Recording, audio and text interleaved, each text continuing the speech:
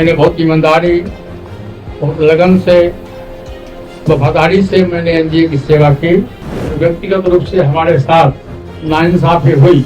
नमस्कार, मैं हूं आपके साथ रोहित और आप देख रहे हैं एनवेब न्यूज। 19 अप्रैल से देश में आम चुनाव शुरू हो जाएंगे। 7 चरणों में मतदान होगा। 4 जून को नतीजे आएंगे और अब इसीलिए सभी पार्टियां अपने उम्मीदवार घोषित कर रही हैं। जो गठबंधन में हैं, वो गठबंधन में सीट शेयरिंग कर रही हैं और इसीलिए हर तरफ भगदड़ मची हुई है। जी हां, एक तरफ INDIA गठबंधन में तोड़फोड़ हो रही है तो दूसरी तरफ अब बीजेपी के नेतृत्व वाले एनडीए में भी भगदड़ मच गई है। और इसी कड़ी में खबर बिहार से है, जहां पर एनडीए गठबंधन टूटता नजर आ रहा है क्योंकि पशुपतिनाथ पारस ने बगावत कर दी है।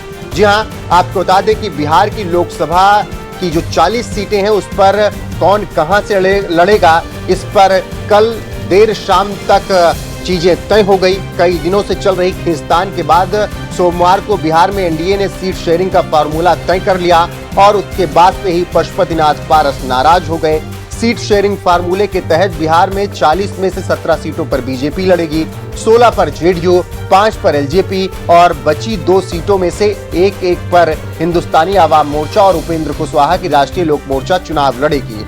और ऐसे में अब जब पशुपतिनाथ पारस को एक भी सीट नहीं मिली तो उन्होंने अपना इस्तीफा केंद्रीय नेतृत्व को सौंप दिया है। जी हां, पशुपतिनाथ पारस मोदी कैबिनेट में मंत्री थे और उन्होंने अब नाराजगी जताते हुए अपना इस्तीफा सौंप दिया है और इसकी जानकारी उन्होंने बाकायदा दी है और कहा है कि मैंने अपना इस्तीफा केंद्रीय नेतृत्व को भेज दिया गया है। हम इस तरीके की बेइज्जती नहीं सह सकते हैं। और आपको बता दें कि वही दूसरी तरफ चिराग पासवान को वरीयता मिली है बीजेपी की तरफ से और अब जब पशुपतिनाथ पारस को सीट नहीं मिली तो उन्होंने अपना मंत्री पद छोड़ दिया है। चाचा भतीजे की जंग में अब इस्तीफे तक बात आ गई है और एक तरफ बीजेपी पशुपतिनाथ पारस को किनारे लगा चुकी है तो दूसरी तरफ चिराग पासवान को वो वरीयता दे रहे हैं। 5 सीटें चिराग पासवान को दी गई हैं और इसी वजह से पशुपतिनाथ पारस नाराज चल रहे थे और आखिरकार उन्होंने अब केंद्रीय नेतृत्व को अपना इस्तीफा भेज दिया है और मंत्री पद से पशुपतिनाथ पारस ने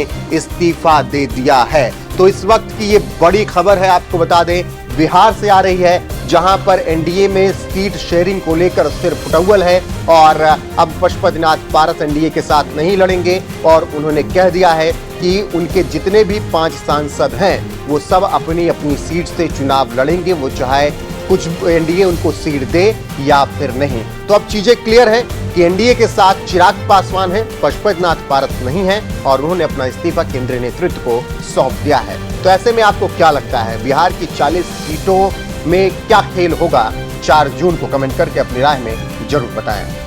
साथियों, कल एनडीए गठबंधन के द्वारा बिहार में 40 लोकसभा सीटों के लिए किस दल को कितना सीट मिलेगा इसकी घोषणा हो गई।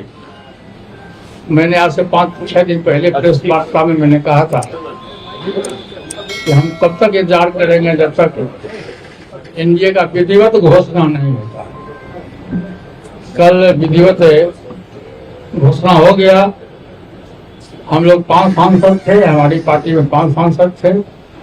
मैंने बहुत ईमानदारी, बहुत लगन से, वफादारी से मैंने एनडीए की सेवा की। आज भी मैं माननीय प्रधानमंत्री जी का शुक्रगुजार हूँ और मैं आज भी वो देश के नेता हैं, बड़े नेता हैं, लेकिन हमारी पार्टी के साथ और व्यक्तिगत रूप से हमारे साथ नाइंसाफी हुई।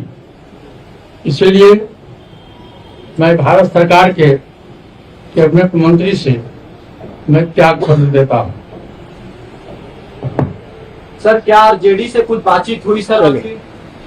आरजेडी के साथ क्या चुनाव कितना बोलना था मैं बोल दिया। अब देखिए, भविष्य की राजनीति हम अपने पार्टी के हमारी वरिष्ठ हर जनतागण है, उसके साथ मैं बैठ के तय करूँगा। लड़ेंगे सर,